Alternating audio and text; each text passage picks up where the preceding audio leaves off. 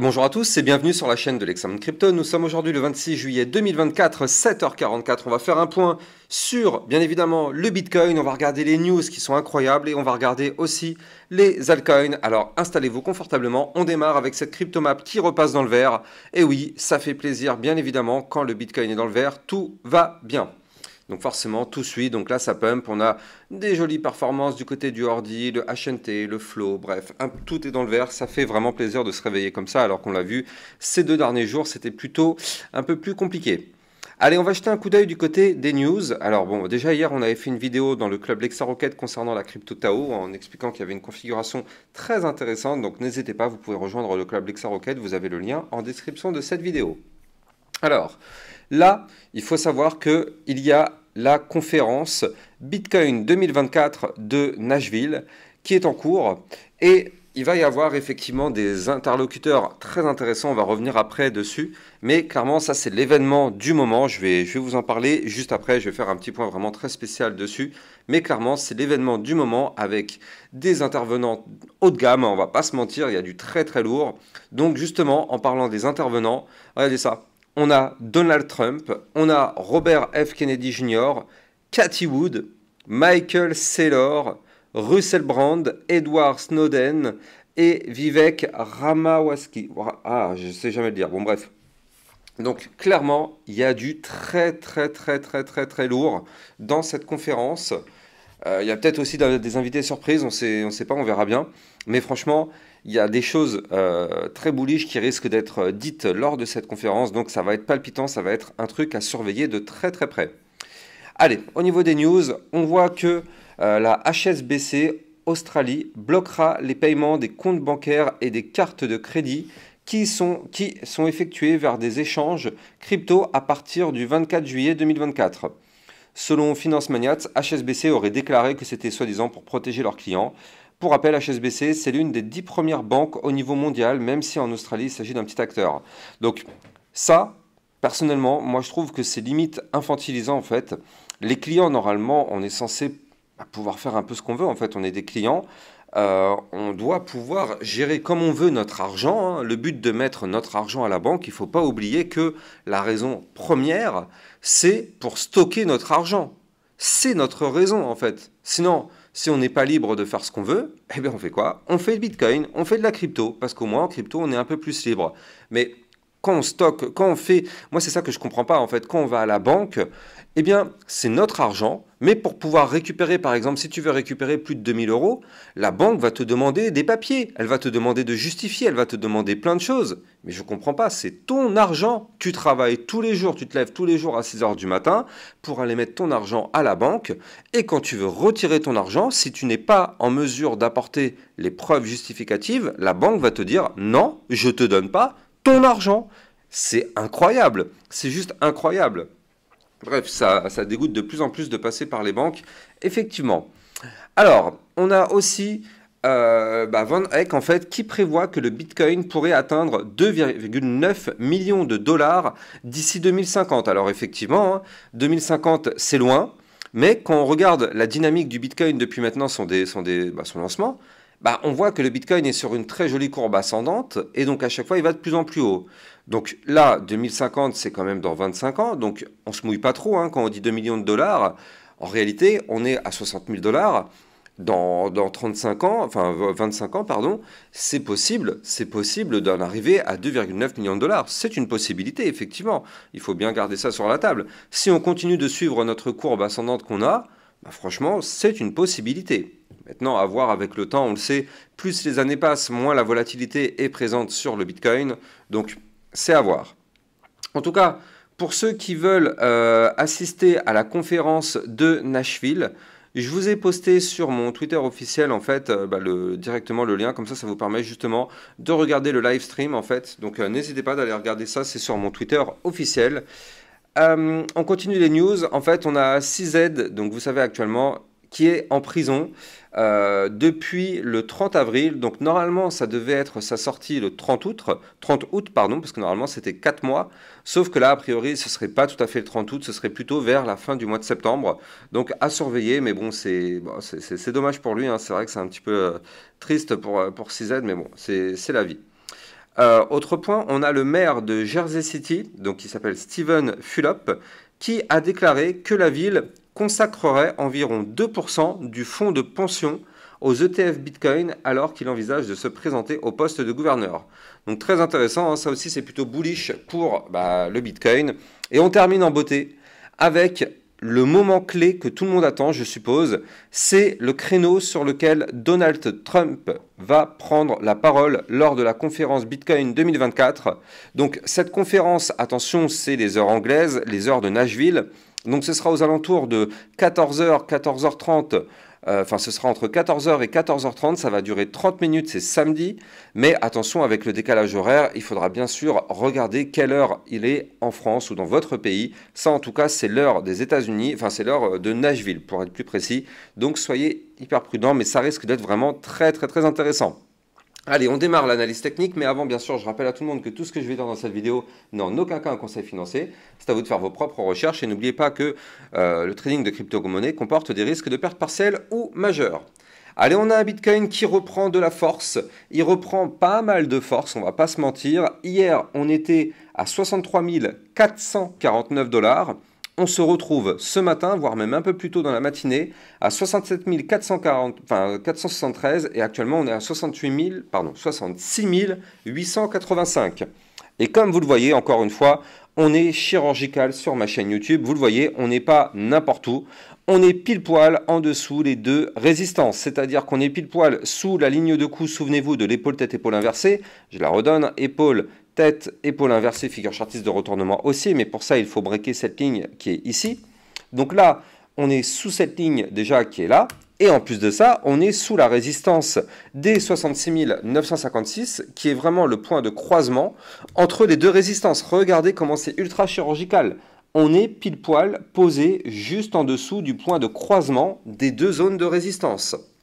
Vous l'avez compris, ce sera un niveau clé de résistance majeure.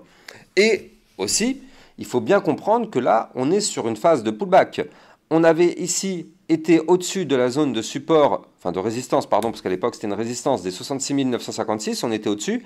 Malheureusement, on a cassé par le bas, donc ça s'est transformé en support, en résistance, pardon. Et là, derrière, par la suite, on a chuté, et on revient retester cette résistance. Si on repasse au-dessus, ça deviendra de nouveau un support. Donc là, vous l'avez compris, la zone de bataille va être très très très difficile sur ces niveaux clés. Alors c'est vrai qu'on risque d'être accompagné par des paroles plutôt bullish du côté de la Bitcoin de conférence. Donc avec tous les intervenants, on sait que c'est des intervenants quand même qui sont pro-crypto, pro-Bitcoin.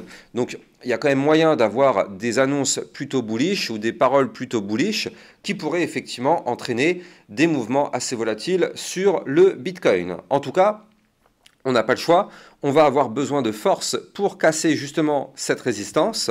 Donc là, bah oui, on y est, c'est pile poil le point pivot. On est sur le point pivot. Si on break ce niveau clé, vous l'avez compris, on pourra de nouveau revenir rechercher ici la résistance des 68 000 $, voire même les 69 005, et pourquoi pas aller chercher le haut du range et tenter sa cassure par le haut pour former un nouvel ATH. Donc là, vous l'avez compris, tout va se jouer ici. Et je rappelle que là, cette épaule, tête, épaule inversée, si on repasse au-dessus, dans ce cas-là, elle reprendrait vie. Je rappelle que quand on est en dessous, malheureusement, ça annule la figure. Mais si on repasse au-dessus, dans ce cas-là, cette figure reprend vie. Et on pourrait de nouveau caresser l'espoir d'avoir une belle petite remontada pour aller chercher les 75, 80, voire même les 90 000 $. C'est une possibilité du côté du Bitcoin, mais pour ça, on n'a pas le choix. Il va falloir récupérer toute cette zone clé qui est ici. Voilà. Tout ça, il faut le récupérer. D'ailleurs, quand on regarde, on n'est plus vraiment très très loin de l'ancienne ATH. On est à environ 10% de l'ATH. 10%, 10%, c'est que dalle. C'est vraiment que dalle. On n'est vraiment pas loin de l'ATH, en tout cas du côté du Bitcoin. Et donc là, en vue 4 heures, souvenez-vous, c'est exactement ce que je vous avais dit hier. Je vous avais dit, ne vous inquiétez pas, quoi qu'il arrive, on reviendra à minimum retester les 66 000 $. Et oui, c'est ce qu'on appelle le pullback ici, vous le voyez.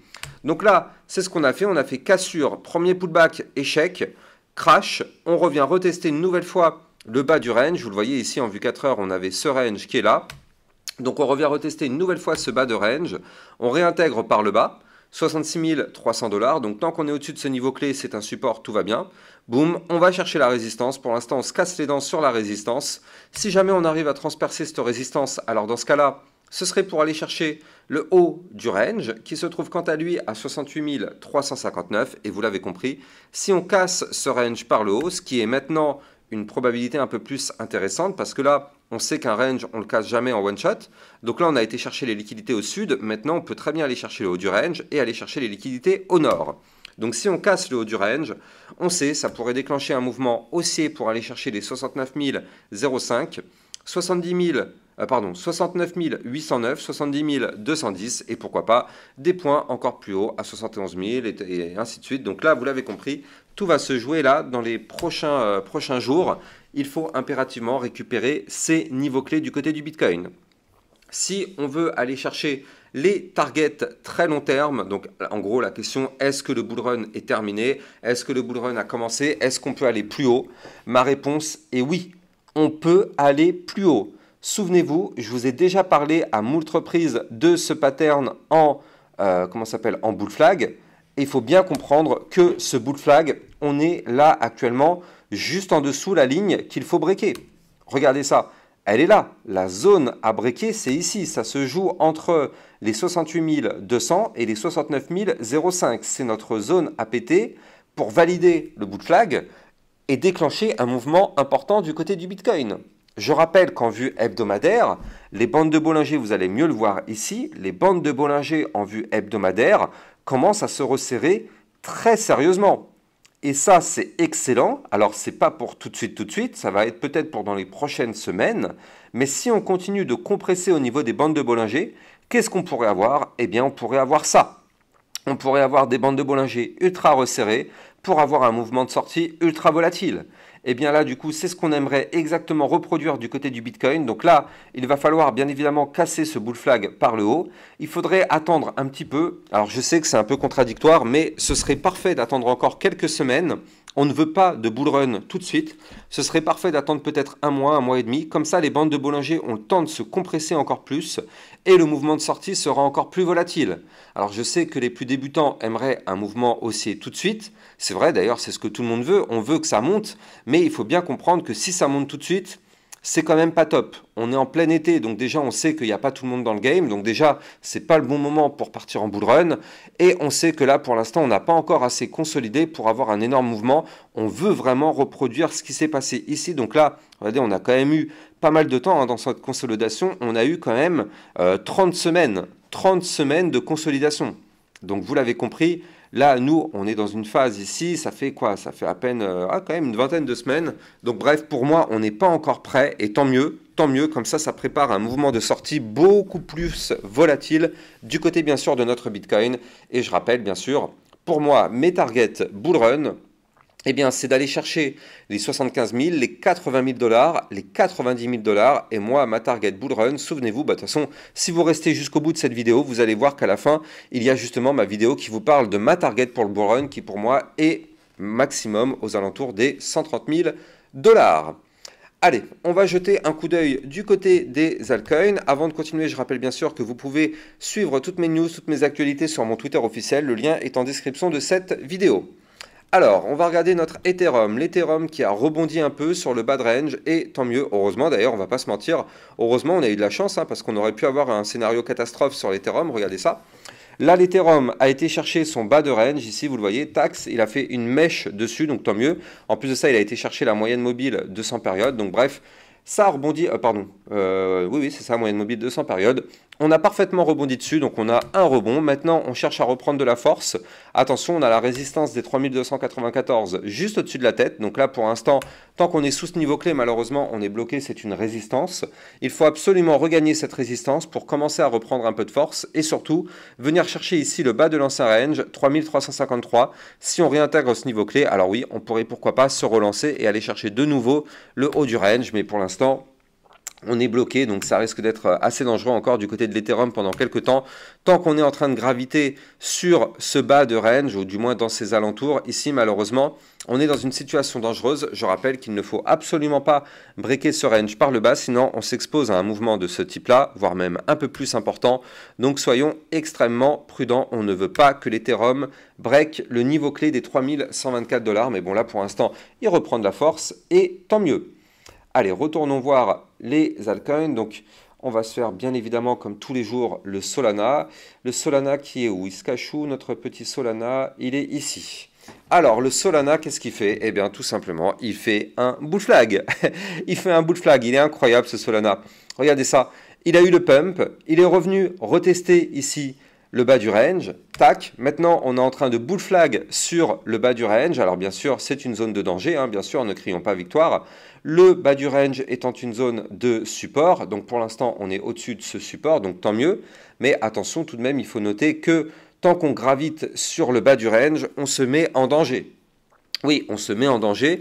Je rappelle que la cassure du range par le bas, donc la cassure des 169,9, entraînerait normalement un mouvement baissier pour aller chercher à minima les 160 $, voire même les 153 ou encore les 143 $. Donc attention à ne pas breaker ici le bas du range. Par contre, vous le voyez parfaitement, on fait ça, le pump, tac, on fait le bull flag. Ici, vous le voyez, le joli drapeau.